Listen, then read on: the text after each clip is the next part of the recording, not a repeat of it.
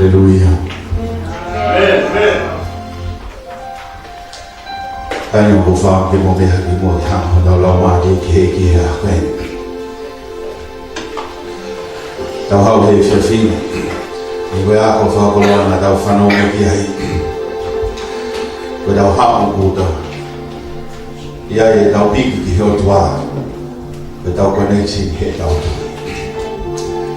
bây giờ học tu hệ học cái gì thằng mai thì tao học phật thì đã phật mà lo ý rồi mà na coi ý rồi tao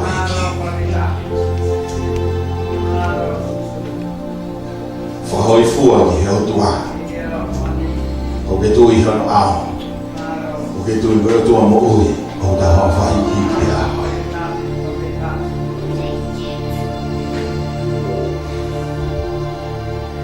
แล้วhọ ở bên mana có, người ta phá bùi ở bên hậu mai ở đây để tìm tàu tôn nàyแล้วเขาหาไปแล้วเขาฮิกเกียร์ไปงานประตูให้เสียไฟเดี๋ยวเขาบริการมาให้ดาวประตูฮาเลลูยาฮาเลลูยา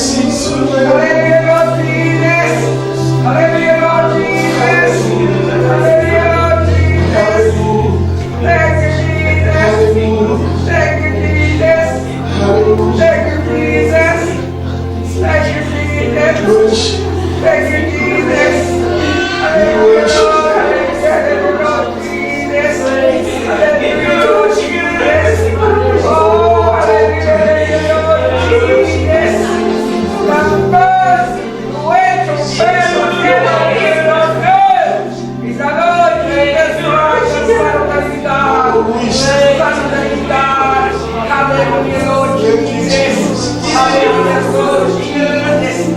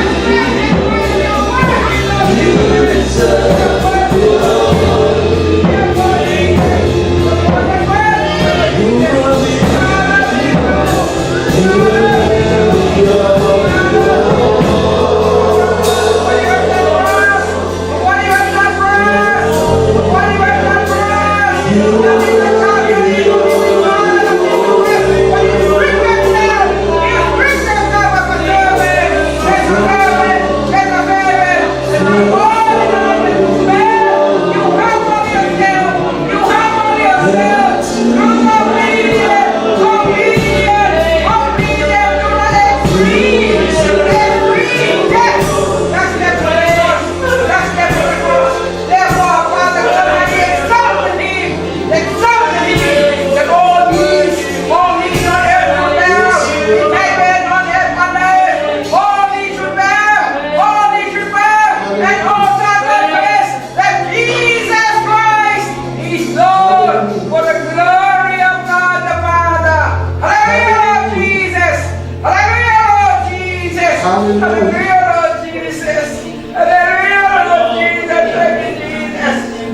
Hallelujah. Thank you what you have been through. Just for us. Thank you, Lord. Thank you, Lord. Thank you, Jesus. Thank you, Jesus. Thank you, Tu que mataram no fantasma do Tawang e logo mal, Thank you, Lord. logo mal, logo mal, Koe eu tua mão foi hiki que Koe eu tua carro maha.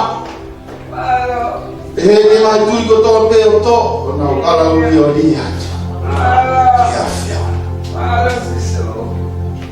Tau que foi a Fiona, mas foi fita, eu vou falar o fiasco. O ia go ho vai ko tua. Que tem pato fiasco.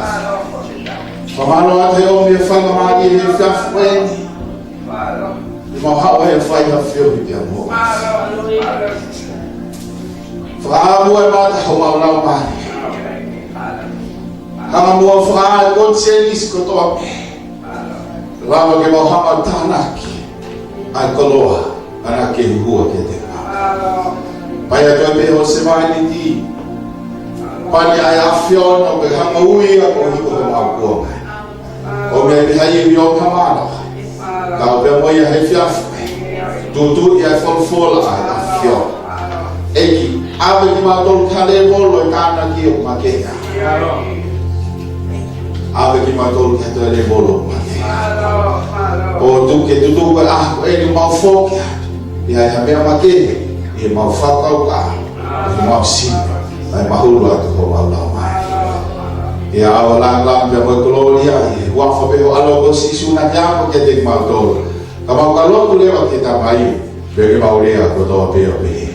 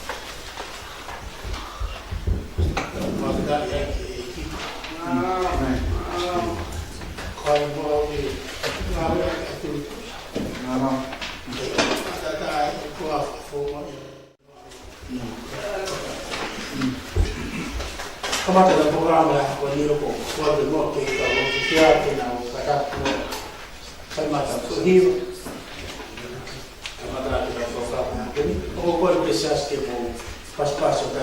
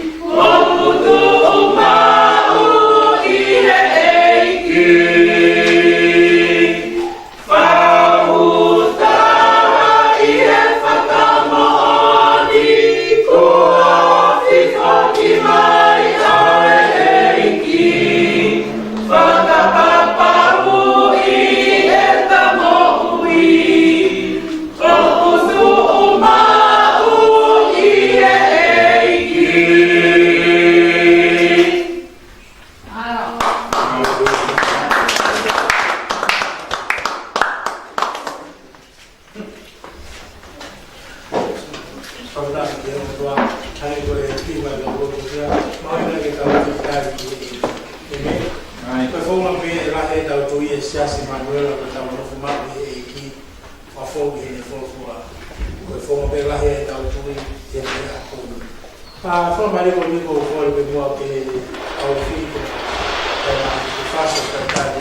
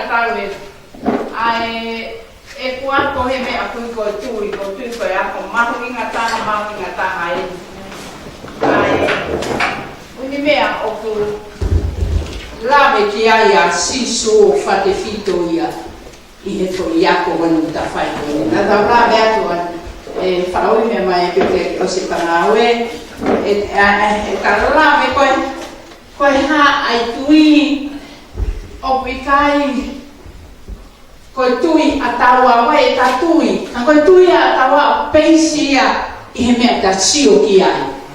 E me ta whanongo kia, me ko ta pe o tarato ngai sense, pe ko ngai ongo ko e ono pe nima kai ngai ongo ko ta mau. Ko mea o ke tui tu onga ngai senses ko ia no, that's not a true faith. Ko tu ia fai he mama, fai he ongo, fai he sio. Ko tui hiki mo ngā ia uhinga mai ki a ko i he Manuela. Que tanto também que fique mão in front of him. Oh yeah. Papa me tá indo tá o coi te tá ngau aqui que ai. Coi tui ai o tua que tui asisu coi ai o puta fenga que fai aqui. Hai lá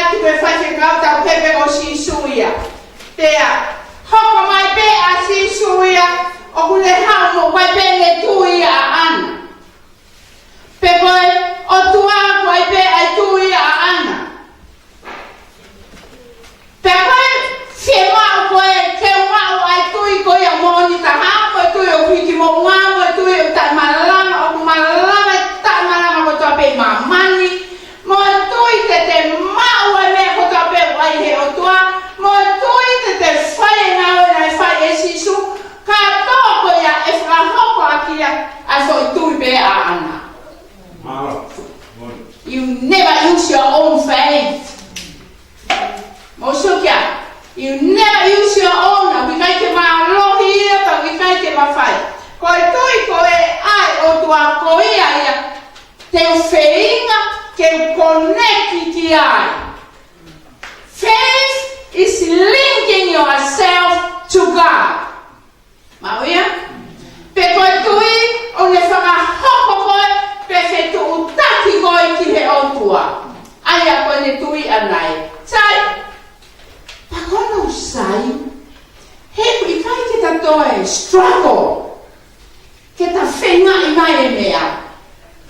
Me he o tua, mea sisu. Ko mea u whai, ko hau o tari e ta maa ki loto kia te au. Kapa ne taime o hoko mai a sisu o nofe e te au, o ku hau mo mea kotoa pe ia te au, nofe e te au. Ai own it. Me mao e. Whakawheta e o koe mea pe he koe tari o sisu. Paka ta whai ke koe i he tui koe ia, whai ke he pe tari o sisu, pe koe te tari o sisu. Ke ero ko pai mo uma in front of you na tatawe de talere mai me porque ka venga la hi he ko ka to e ta mo ma ni o vai para ma o vai fa in fo pa wa ni na la wa ni ke na la. So in order to move your own mountain, in order to get everything from God, or in order to come to get walk the possibility I otua ke ko ke na to impossible pe ta mara ke otua. You have to stay connected to the owner of the faith. So kangani hena tal uta al hake mo ko ihara. Kada to ka o lasi for flower ko for flower ta wa fo mea. So ko ihara me patari le asisu, ta le ha asisu piloto ka te no foi. So whatever Jesus has, I have access to it. Ko wawa ki ia. Sai, koe hai mea, o ku whakahawa aki koe, ke uni mea kutoi a sisu, this is it, by faith. Everything you live, every moment, every day, every month, every year, by faith, the faith of God. O neha, o koneki ki maua. Nei, ke mamahi o toa heberu tata vesi ono. Ka ikai hatui o ikai ha whakaofa. So God is not happy when we come, then away or cut off. I wire because ko te tai ha me he o toa pakete le ha to fera ve ia akumoia. So God is not happy. Kai ke whakahoi fua mea koto ka ke tua mai whaia, i he tui o sio mai, i he tui o whanama mai, i he tui o kouhano ao, i he tui o i roi hano kato ao, i he tui tene malama mea kato, I disconnected.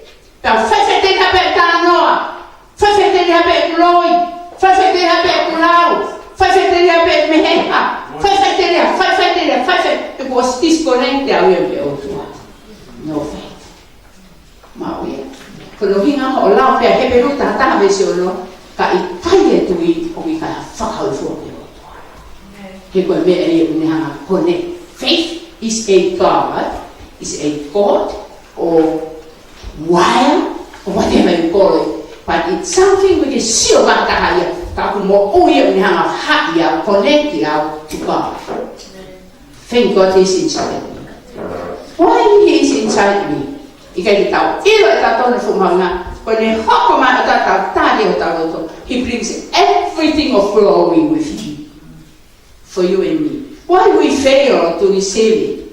Why some are rich, some have money, some don't have money, some have a house, some don't have a house, some rent a house, some have a payment for a house, some own a house.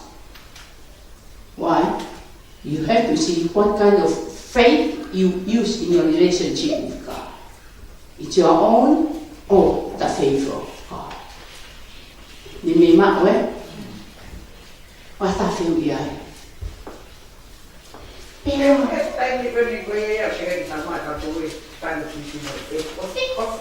don't have any faith at all.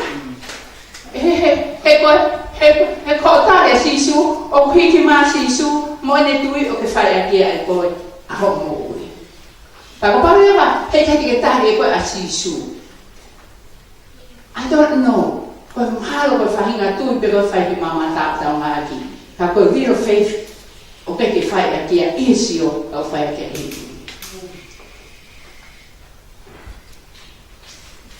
Basta ke o tua. Mira, fai ta ue ta puta mi amore. Te imagino le tanto parava le che use. Basta fai fa me antilaro. Finga che non ti va metà e non è che si take note ane po. All right. Pera poi tu ko ya ne ha links pe frala be yo ha kita wo point you to God. On the hand of Fakamalama to receive everything, not one thing. To receive all that God has provided for you in the covenant de Piamoetamata. Me akoto covenant de Guerra Power Otua Moko e Kamata Malawaya Entui. Sabe da lawa ne Afrika na me fama inga. E taimi ko ke ngau e kai e tui a sisu ka tui a o tua God's faith or Jesus faith. Hanga lai mai fai tui ka the very moment you use one and you blow it. Ka mata lewa ke frapuho. E fai taina mai ki ho tui. I feel skoia ho tui ho connect o tua ka mata lewa. I try and it works. Pero ne poga o malo ya ne ho mama ya. Ie tui. Fiawa. E hana lema. E foi tui ko ya. E ka mata pega ni ke ngawe aki. O ne ngai ko ke wodi ke toi hana e ko o fa bibi wa e o tua. God is able to do everything by faith. And it's God's faith. Kadol.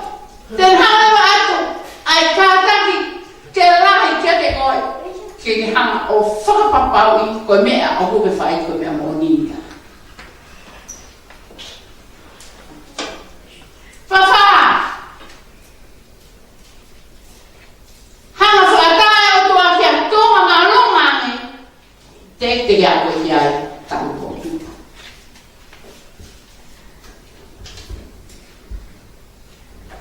Whenema, hanga lewa he tui ko ia. O whamalama koe ke come so close to God. By faith, by that faith. E lama lewa, ke pō lewa, o tauno relationship mo sisu, so powerful.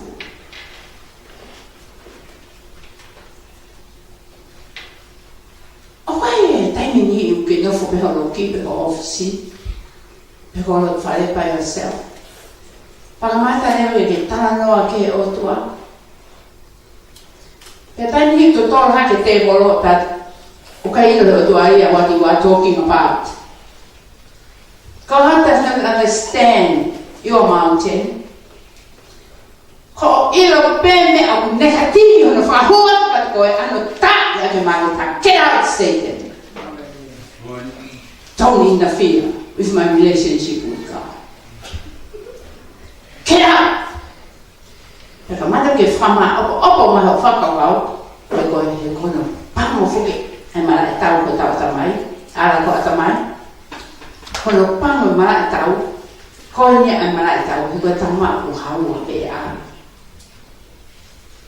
ka tama be hawa ta he maman ko ni ka ko tau tamai amen te ke no fo ia i ka ta ka te foi se koni be kuidon kui Amerika kui New Zealand ko foki mai ko e ngā we kui whare mahati pe ko fia fitu ko hanga ia hotawa ne ama tu pe ko hotawa ka mai e tau toka ke fusmani come back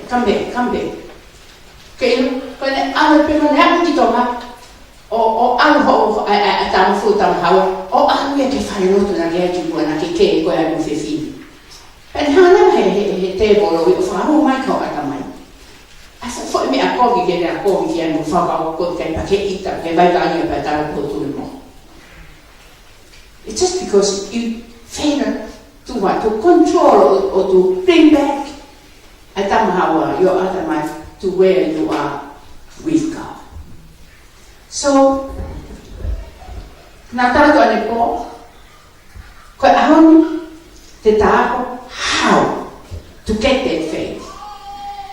If I fail, I come out, I thought to go ya. Kalamke, he can go up there, I'm just Marama. O statica mi ha for a copy, here, like there. Oh, wait a quack on a time, hitting fire, Marama. Quack on a time, he will excess how can make a Gloria or I riches o heavenly, I riches I go ke lava fua no lo no mapu mo no mo no laki. Ta ko ai pe ko ni ko mo na ta ai ka te ao. He vai e ku no o fa ki he otua ki he ka o ke ni nga we. So I have to think of myself, I have to make sure I am doing the business of God, not Vika's business, not Emmanuel's business, but the business of God. Lord, I want this so that I won't waste my time. I won't waste my time. I won't waste my time. I won't waste. Now, Lord, everything is possible with me. When I use your faith. But then how can I get that faith? I do it. How can I get it? All right then. Mantu I fole na tarawe na niafi ki he e fiso tolu tahano ki he taiva ai o eta mau yaki ai tui ai otua o ta komi ki ai e fiso tolu tahano taiva na osilau ia e vilai e kato e tau ai no mora taimi ta fie mao kata hoko ata me ki he tui whao toa koe ai otua e malama peke tahanga o fui yaki and how te vola setane e so wa hano me sta no na sla pe ya da ko division pe e so wa hano me sta no la mai vilai o pe la o mo to ai pa ko tu ai a te mo la a ki tamate nga ha vera to pe ai fi hini mo ba fa ha wa ta ma ha lau ki ko lau pe o ke ta pa mo motor te telefone mama pera ko filia o ha o fai ala kana me ho ko yo ta fa ke tu ya o tua te ka mama te fa na ta ia te ke ku fa ho hane ko ni ko hopo ko le uno to malele ai saskoe ko hai te own a property to you and me it's a waste of time fai mota fata wa ki he toi ko e hanga foi nga bela a setane amen te la mavila vesta no kai ma ko mo to ai pa ko tu ko ha pa ko ha winga ai pa kene hanga malu ko me he ha nga hau ko to apeta ma ko foi nga hau o ha o ka ke bela ke hot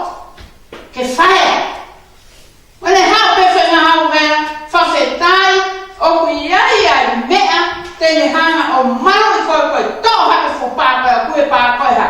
Tui. Masi. Koe kepe fue tawa ko kepe no ai te ngawe aki.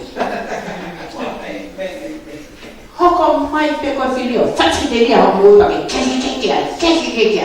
Kai te toi fi aro ma wako, kai ma rotu, kai te toi fi kai. Poke whamongo sia ta o.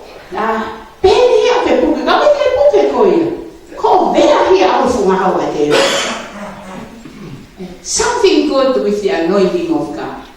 E temi o kupani a ki tātoro, tua hana ki o pani o koe pani, that means koe rub off, ai lolo, ai otua, ai oil of God, o rub off, ai mo oi ai otua, ia te kita, pani a ki everything. So, koe temi ko o kupani a kita, pe marui, kita he o ta urenga ni ia, koho paa ia.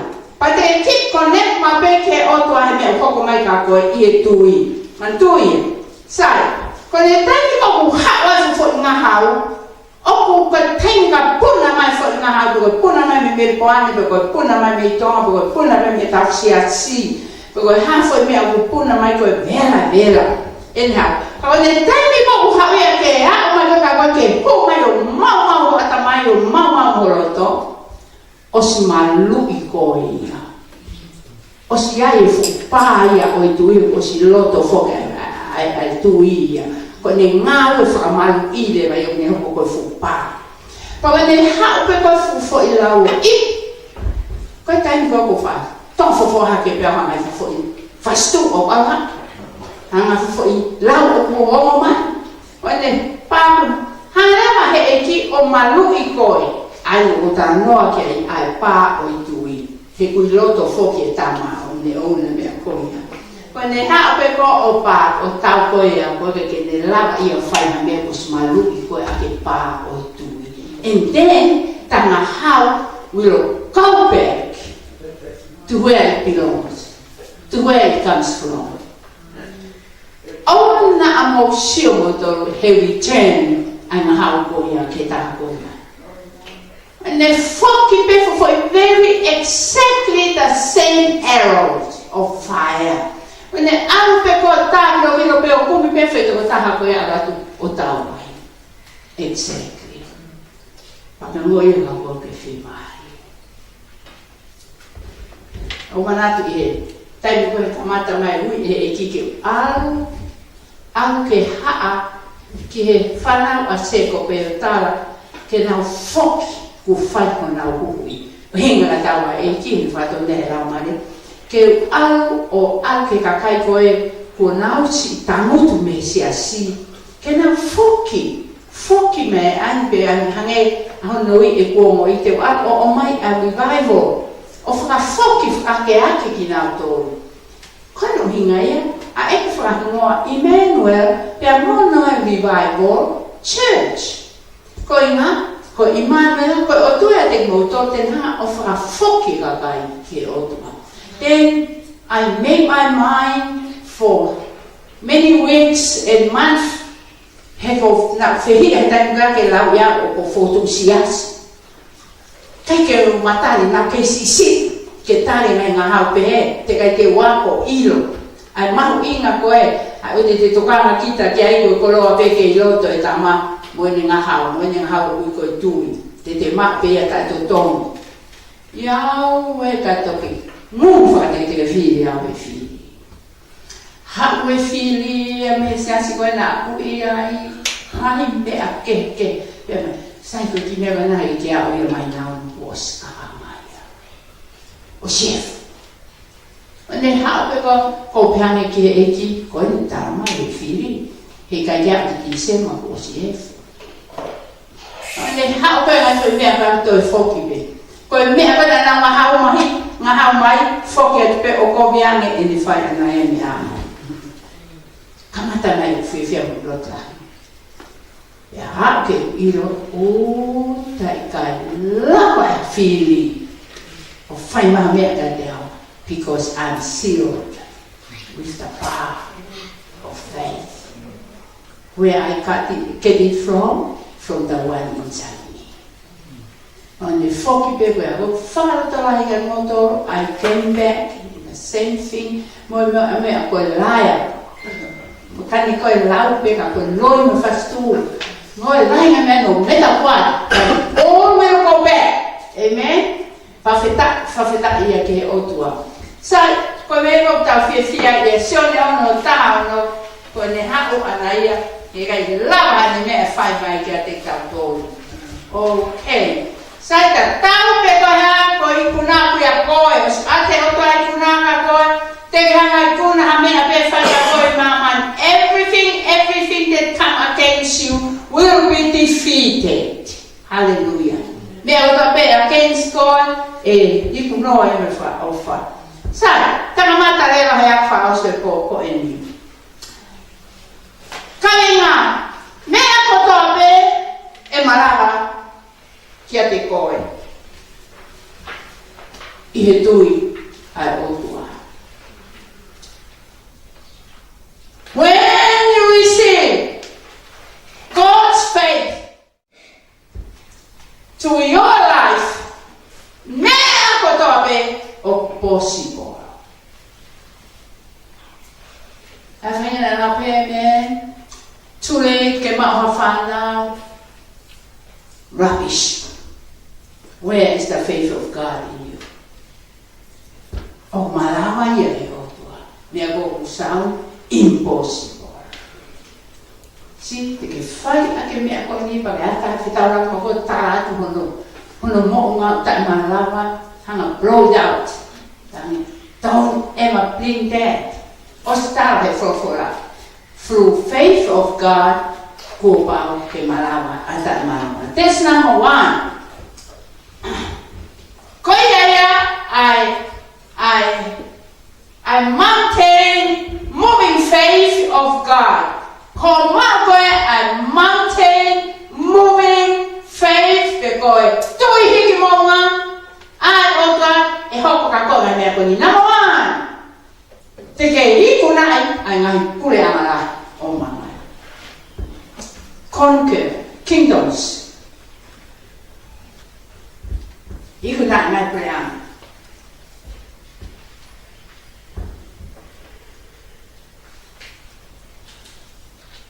Number two. Contain. Kakemawai. I maintain moving faith of God. Fikawa. Koi fai te tonu me fai mo. Kai te hua ka i o maro. Pe te whakarahi. Ka ke tara noa koe te tonu me mo. Masika. O pao me tāna whukakai. Te whakatumtum kita wa mene a iri na whai whikau. Koi whakarahi whakarahi. Koi whastu. Koi me pe te whehu i kirai. What happened to the mountain moving faith of God? Koe koe whikaua ki ai, ko tara noa maa yonu matotonu. Ko ngā we maa yonu matotonu, you don't have to wait for the supervisor to come and watch you or supervise you. Me a kotoa pe, koe mo oni matotonu. Ko ki laka he ala ka mea whai te ai pe ai montaha. Whakawheta.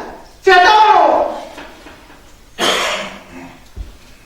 Kaparewa, iyo, koe, tui hiki maua, ko maua e tui hiki maua, ura ki te e kona na kureanga, ua, te le whai maoni ho mea kotape, tolu, te ke maua e uparo mesi kotoape ai otua. Wakapo. Ma kotoa. Whatever promise God has offered in His Word, you're going to receive if you claim it. All you are is to keep claiming what you need.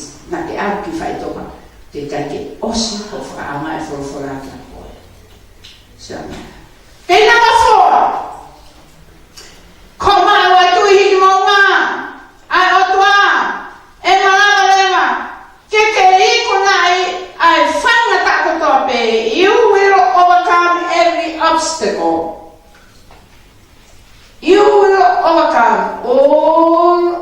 se ko. I kunai ai whaina tā kotoa pe.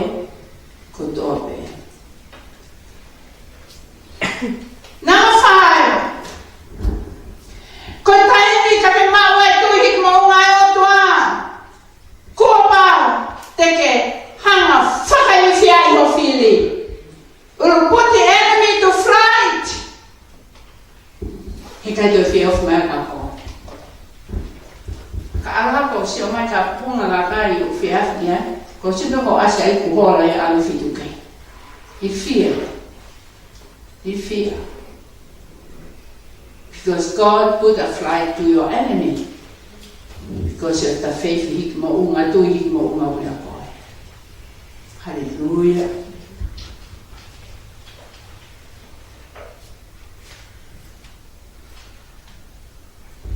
Sai, ona e whia marie. Ho ma e tui o sisi I he tui hik mo unga o tua. Ona e whia marie ho ma o tui o peisi he mamata mo ngahi omo. Oh, don't settle in that faith. Keep trying. Go down so deep. Kay oua pe, ko ke mau ai tui ko ia. O ni hanga whakamara mai mea o tabe pa ki tō maa whimari. Ko e tui hiki mo unga ai o tua. Not your own limited faith. No, we have to try to grab the mountain move, the mountain faith of God. Don't forget, kotoa, o tui hiki mo ngā ai o tua osi a koia. It's already new. It's already in me. Whoever o kui heni neo si tali a sisu I utali ai tui hiki mo ngā ai o tua. In you. Whawhitai, eh? I me whawhiwhia, ke toi ata. So we don't need to struggle to produce or work. Ko osi ngā aue, ko osi a te tautoro. Kune sanga ia tō ia I ho tālau māri e. He has planted that faith in our spirit. There, ko e trufu ko ia, eha, e pupula ia lahi a ko I ho mo ui. Ai tui hiki mo ngā. O ki kai kei heni pepe puri a pomponi, no. Pau kai kua mai mea, teke exercise pehe taime o ke whie mau ai, no. Koe tui koe ni. O ki kai koe whai pehe taime o homa mea whawhokwha, no. It is for every day, for every week, every year, for the rest of your life, you see that mai fofora ko ma oni o mo ui be ihe right. If you are a man only woman or man only man, what you live in, what house you live in is the faith of God. And then you remain ma only always. Oh, hallelujah. Koe ma only ko ne mo'i every day, ko ne mo'e he tui, kai he tui, ngawe he tui, kuki he tui, terpateta he tui. Everything, every day is by faith. Kono inga, ke whai e mea kotoa te whataha mo sisu he po si haiki mo kua, a ke fulingi. Ma tui, o si haiki mo oe e whataha, pa ke mao e koe ai tui ai ota o ke ngawe aki. Anko ni, teke, whanifu, ho tere ai foi ufi, papa foi tunga. Foi tunga. Ho koko u ia tui hiki mo ngā. He te haka mo fu tunga. Te ke tau mai o to o liwe foi tunga ia tu uki he usasio atu ea sisuke. Ko whai ki mea ko ia, ko whai, ko ngā ko o tu au siuke. He's not happy. Once you allow that, once you ignore the presence of God,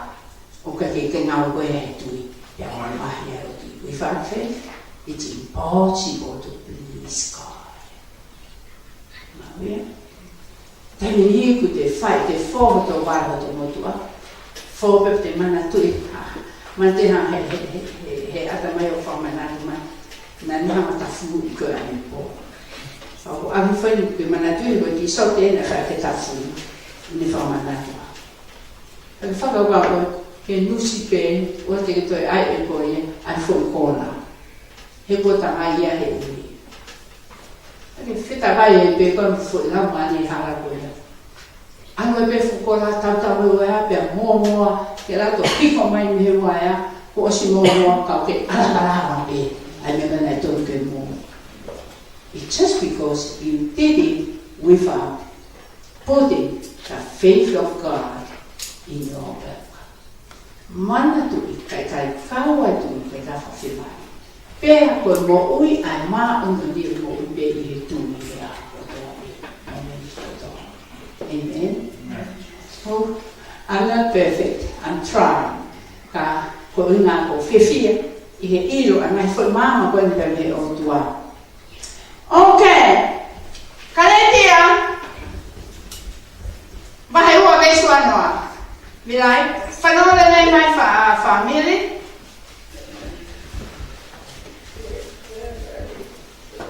Kaletia bahai wa besu anoa.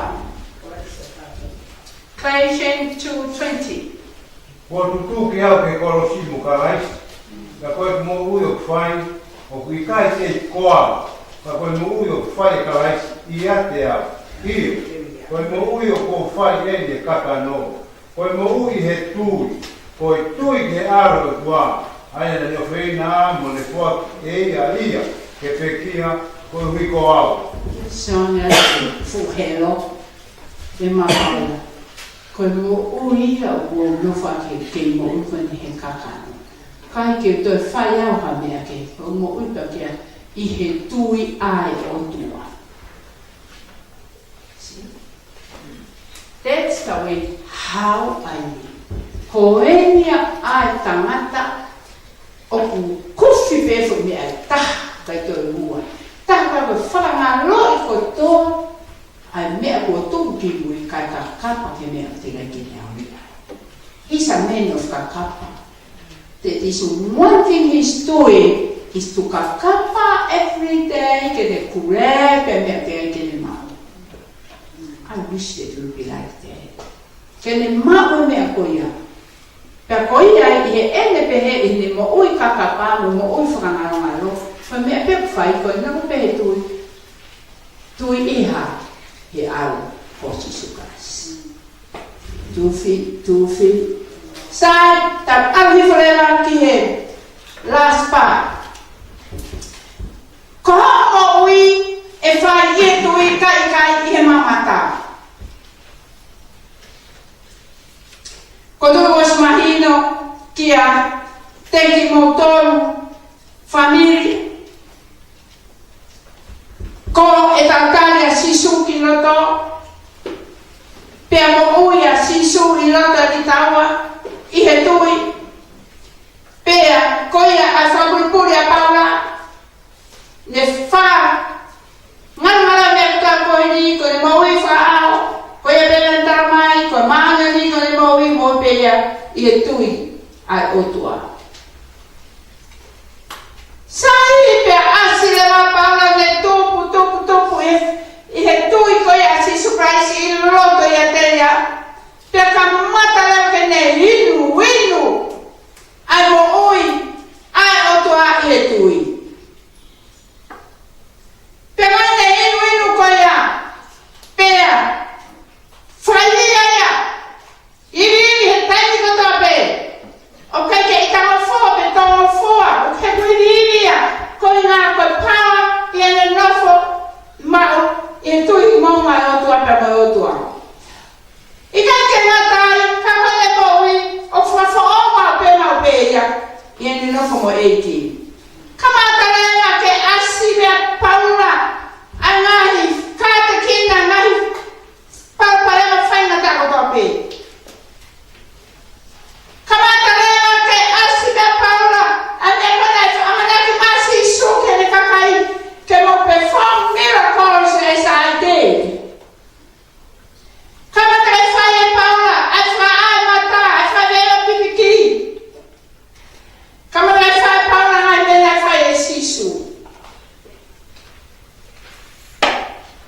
I wafa kalaisi.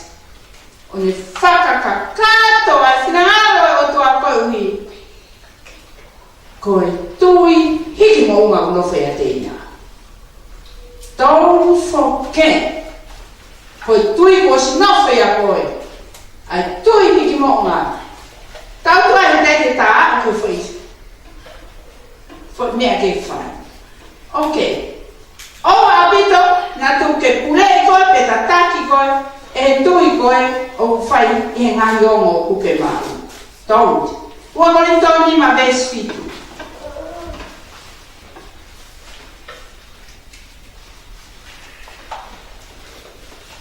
Ua kore tōni ma ves fitu. He koe mau whanonga whai, ake ai tui, o i kare aki ai mamata. Sangatia. He koe mau whanonga whai. Paul meant for him and his disciples. To him and his workers. Koe mau whanonga whai, mora ke mama. A mau whai ake ma mea mamata, mau sioke. Koe mau whapupuri, koe mau whanonga i he tui ki a Jesu Karaisi. Sa e whikaua. I rāne nge whai mea koe ni. Whikaua. E kamata lewa. Hotui. Your faith begins in Jesus and ends with Jesus. Ko hano hinga.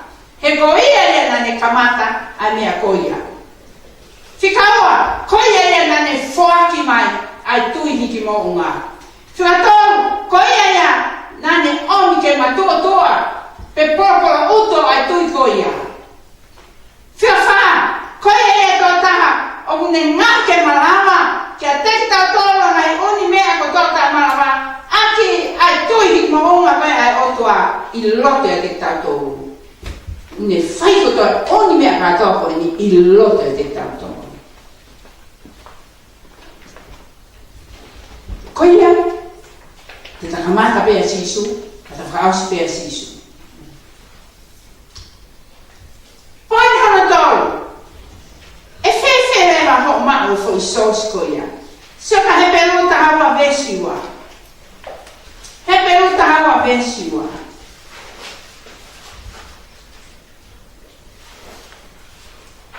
O tau sio wha mama watu ke taki moa, I he tui mohana wha Iyo, a sisu aia koe mea ke ne mahu ai fia na tara humaki te ia. Koe na ne kātate ai mate karusi whai, na I kai te toka I na wha maari. Kia kua ne nofo hifo koki, ne to matawa taroni o tua. Sai, ta sio lewa ki ai, ko hotu iu ke mau koe hao moia mea sisu. Ta mahina mai ko sisu, he's the source of faith. He's the author and finisher. Koe ai ai kamata mo whausinga. Aho tui. O he peruta ua uai. Pea ka pau lewa kamata rewa te tau sio how can I get it? If you want to receive the tui hiki mo unga. Number one. Ko pau ki how can sisu. O ke whakatapu I homo ui mana.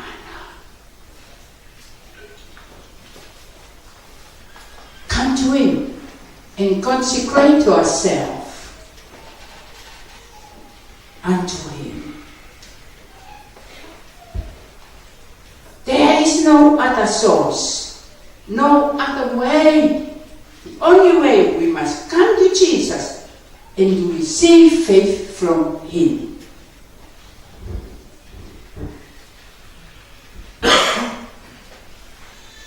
Okay, look at this, mga koeni. Loma mo full vesta fitu. Loma mo full vesta fitu. Sai, olha vilai, from mole. Sai. Pe leva, ha kuma ai tui. Number one, natalabikia, come to Jesus. Fatapo no mo ui. Pake hao ki ai. O ke tāna ke kofia mau e tui hiki mo unga au ke mau e ake. Ko Ko fe mau e tonga ne kamata ki podcast ko ni ke wa ke ka ma ki ke wa tu ke kau a no a ke ka kai ko no ku kansa ta mana va ke wa kai ho tu i mo nga si su o nga we aki tal si su ta nga u fata sa number 1 number 2 ko no faro hake ya lo ma hon fu besta fitu la mama ni la brera Ka kutuku atui me whanongo. Ka whae whanongo ko ia a whorofora a kalaisi. sai faith cometh o puhau atui kia koe i ho whanongo whanongo ha by hearing the word of God. Hey, by the mouth with us hearing the word of God. So, go high I word. Jesus is the living word of God. Because Jesus, I have fulfilled what we. Because that is the Rhema word of God. Maria, koyai owa, I fulfilled dohi. More for we. Amen, yeah? Amen. Well, those 2 words of God, you should come. Ke hao kona kofi mau ko ni, you need the faith of God. Ke karo whaake tono ama. Masika ke karo ko whaka pao ni. O te tatu e lele a mea ke ka tau lele mea ko ni. Ia tona hero ko ni. Fai te koe nua e ako koni, ko pehea ke ai mea o ia ke reiti. O mai e tui koe ia ke mai aki. He mai ke fuoloa konoa, tau ke oskamata ngā mea, tau ke whakiko piko ke kepi au. Mai, koe ia au.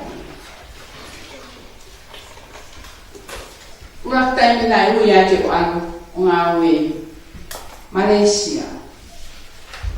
Ania tau i Singapore pe mau whuka ki Malaysia ua whae wa whasi. Ko e nea ke whakaawao pe pāsi koa e mau mission course. He kupau, ho mau te siri, mau tō kupau ke practical. Kai ke o mai hao certificate au e ke pass i ho mea ke whima o. Ka pau he kai ke te siri ho ngā. Awe awen ke whetu whainga ta ka whetu o ulotu ai tō. Pea. Ma'ato tau i Singapore, ma leo koe ki Saskalistiani ai, kau pai koe mau kame ngā ki ai. Ai koe, ka mau pahawai, ka mai arawika, mo tō ta, na ana ki Malaysia. So we have to pick up everything from our life. Ang toko ua pe a ia, ka mo tahini ko e ni ta. Ma te rau e ana koe e nofa Malaysia, ma alo sio he rapa plantation, ja, Oscar pa ma foki mai ke ki whare. Ma wama mai ki whare ka utonga, whenga la i ai a sino ma tua, pea moena ki whamiri ka kusi e pape ki tama, ki re ka kone uhangi koni ko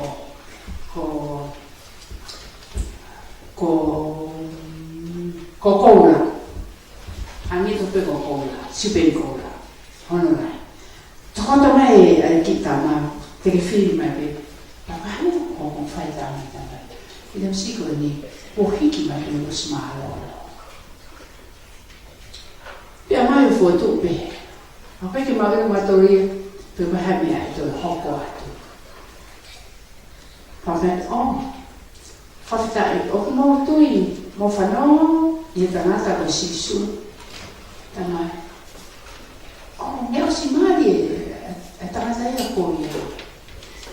Ina mai ka ka hosne pe ka i ke rau iwa na toa i ta whakakura pa sai koe maha uko manga tangata ka te nara whotu te nara whamu i ki tanga o tanga o ki kai ko au na whawhi ka koe tui hiki mo unga ai o tua ia na vinga ko eki na o si o atu pa kuia ko no tonga ia ko na ke kamata na ku fa ko piko ko be ki to hoka tu ko mo i pa i chiniu pa ala ku ko o ma o ki la e ki kan sigo ni pe ala hende ke te o lotu dela que to e wa fa sisu pe ke fa mo ne api ko ni o ko u a sisu ko tu e mo mo ia ora pe ko fu pona ha be tan sigo a ma no ma da ta ni wa me na ko ta ma ki na i pe na to fu a ka ni ko ha ta ki ki ma pe ma ta no pe me ia kai hange u fa o e te ki tui ki mo uma hange u puho hafi ai ke to e hoko atu ku hange ko i fo ma ha uia a mai ki fo i fetu e ta no te me pa ni ko se waka na ko a ko lo ai o fai ai nga ko ni ko Emily Anastasis ma o dia ki fo i ko o pu i motu ko tau whakanope i he whetu Panama, whetu o Amerika. Ma ana te alo takai, ma no tolu au ki shopping center, fono mea ma au whakatinte. O ta utu ai, ane tua, ma ko whawhata no ko ni, vera ko mahua e karasini, no mata vera pea ko blisters everywhere, pea ko hoa, pea ko hata pa mo motor e whankila no o toi anta kai pa.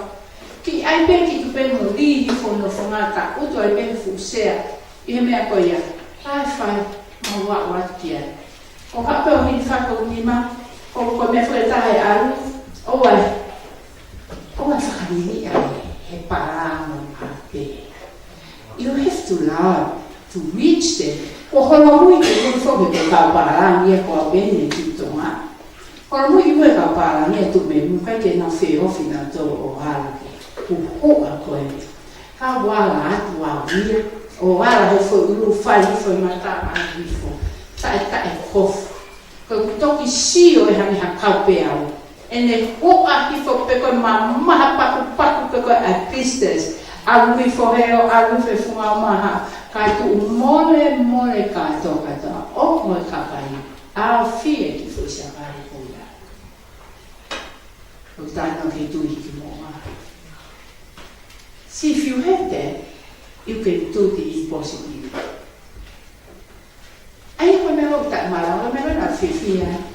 Ni to stati fo a me na fai pe I kai ke wa ko le fa to ka ate. Para pa no fo ke ta no a he po ko ni. Ai me a o ko fai e o tu a he te ma ni tui ko I tui a me o mai ko a mi sa ke te ro. Ne o mi ai ora ni ke te ma. O lau pe mo ia e he folo fola.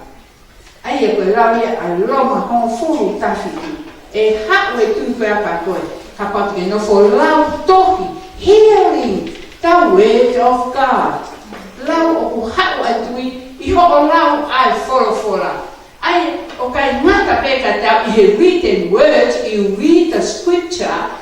Pake toi ha wheo I pe koe ia. Ka mo living word ko Jesus Christ. So those two words, for public hanga o mai ka tafia tu ba koe. Living word Jesus and the written word the Bible. Hallelujah. That's how faith hikmonga I hawa ka te so. No foi be, fea pe mo ia. He tai ko to, tu ia ke o ba te ko o falo o tu ia la. Ho tu hikmonga. Okay, ma ke ta o ke wa fa. Kada ki bilai, ma ke tata, woa, ke wafa.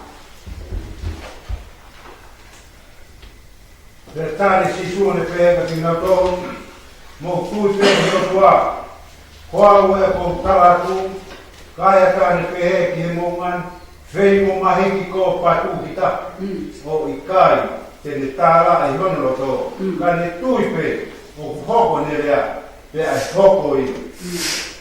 Koe ko tāku, na himea ko toa pe mo kuifia mo Korea. Tui pe na mo mauia. Te ai hoko ka teki mo tō. O mi leva, katoa ngai mea ke whimao. O li atu ke tui koia. Appropriate that what happening into your faith. Ka ke hanga ke lewa ki he o tua. O ke hanga ha.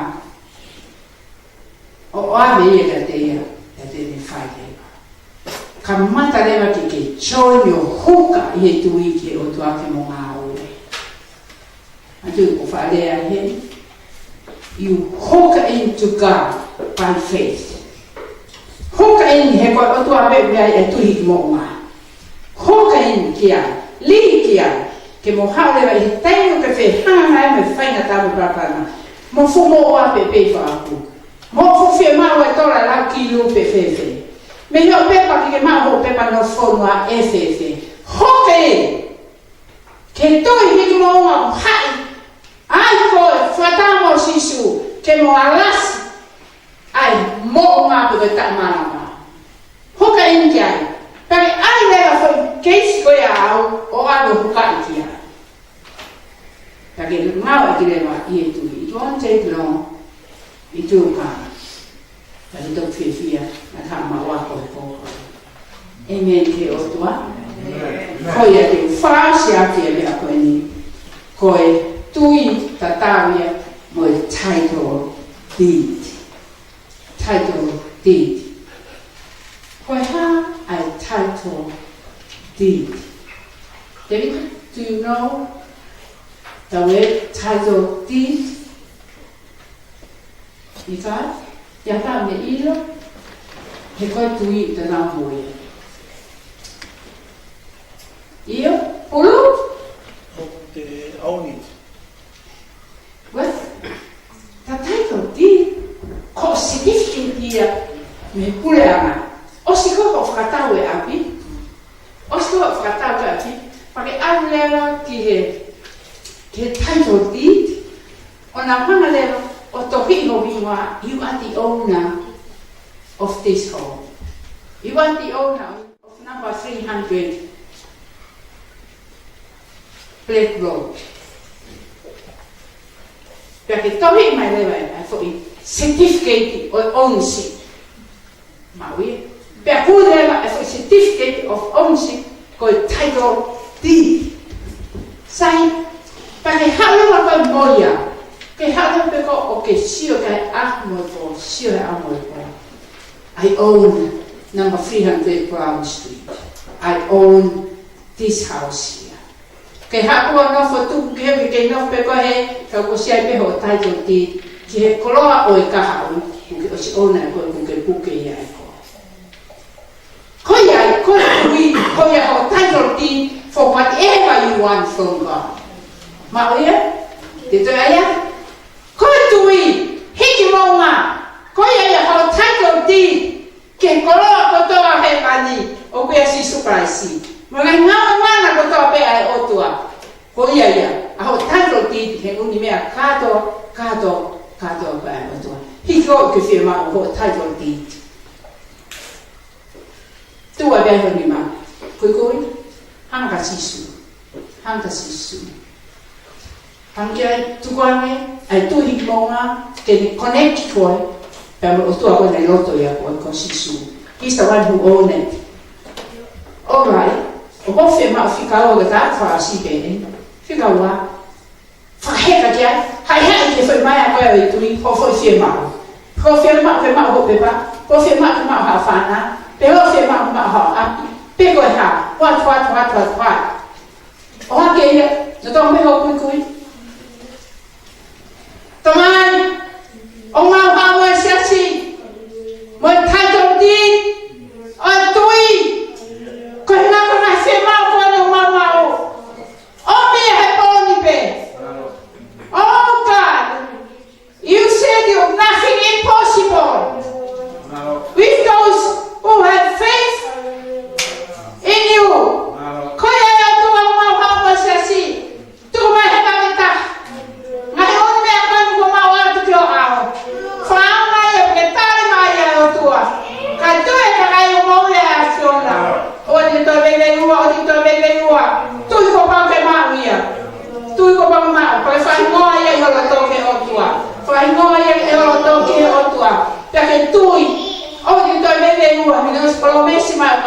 ia.